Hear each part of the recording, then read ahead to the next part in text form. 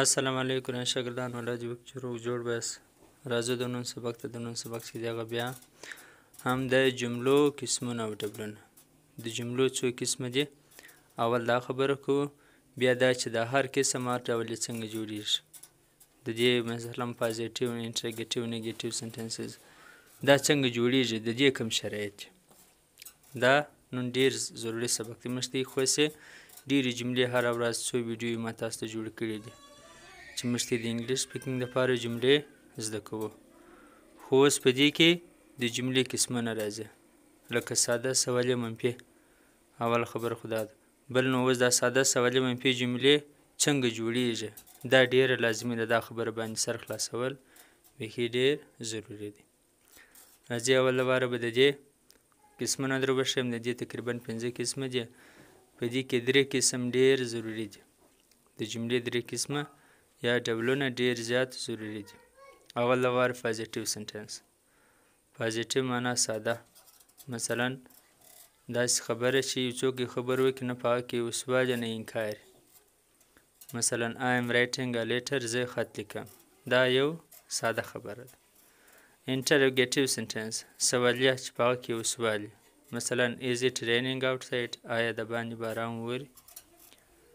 بل دریم خاص قسم چې دی نیگیټیو سنټنس منفي جمله. you are not coming، ته نه را روان، ته نه راځي. وس چې دا 3 قسمونه ستاسو زده سي، بیا نور 2 قسمونه چې دی خپل زده کیږي. اوس راځو ودې ته چې دا رقم قسمونه د ساده سوالیه منفي جملې څنګه جوړیږي، څنګه ساده به څنګه جوړه سوالیه به. د دې لپاره چې دی فاټ او سپیچ ضروري دي او ټنسونه ضروري دي. ساده جمله چې ته جوړې سوالیه منفي، د دې لپاره به ستاسو څه زده فاټ او سپیچ ستاسو زده او ټنسونه به ستاسو زده. ځکه په دې کې اول لپاره دا ته وایي چې مثلا په ساده جمله کې د ساده جملې شرط شته. اول لپاره به تر جملې په سر کې فاعل شته سبجیکټ، هغه لکه آی ونو که سبجیکټ دا فاټ او سپیچ کدا ستانه زغه ته وایي چې ته استاد ساتو چې تا ولا ور په جمله کې فاعل ولګو، بیا هیلپینګ ور وس ام چې د هیلپینګ ور. نو ته به دا څنګه چې تا پټه سپیچ نه ویری، نو ته دا څنګه سره لیکې. دغه پټه سپیچ او د ټنسونه د دې ویډیو ست مشتبکان د دې د درته ویلي دي، تاسو ما پر چینل باندې چې کوي سي پټه سپیچ او ټنسونه. بیا دا غر کوم سوال تاسو پوښتنه کوي، په سوال کې تاسو وایي چې اول لواره هیلپینګ ور ولګو، و چې هیلپینګ ور نه یزن ته څنګه دا هیلپینګ ور لګه. بل بیا ته وایي چې ته ناټ ولګو، ناټ خلاصانه ده، خلا دونه نه ده.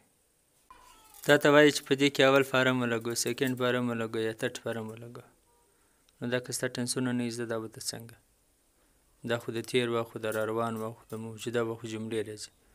بعض داسې جملې چې کارو نصیب دغه خبره کې ته خبرې کوي، بعض د روان وخت مستقبل د فیوچر ټنسون سره د دې تعلق دی، بعض د چې د فاست تیر سوي زمانو سره د دې تعلق دی. نو دې لپاره ټنسونه ضروري دي. تا ته به د هر جملې هیلپینګ ورب چې په دې کې کوم هیلپینګ ورب استعمالیږي، څوم فارم استعمالیږي. ځکه په باس ټنسو کې اول، په باس کې دوم، په باس کې دریم فارم استعمالیږي. او دا ټنس په هیلپینګ وربونه دي. و دا ایز مارشل دا د کنټینیوس ټنس هیلپینګ وربونه، د بل ټنس ته بیا نور دي. مننه، دا زموږ د نن سبق. که مو ویډیو خوښ شوی، سبق خوښ شوی، ویډیو لایک کړئ، کمنټ کې د خپل رائے اظهار ولیکئ. مننه، د بل سبق ښه چاره. الله حافظ.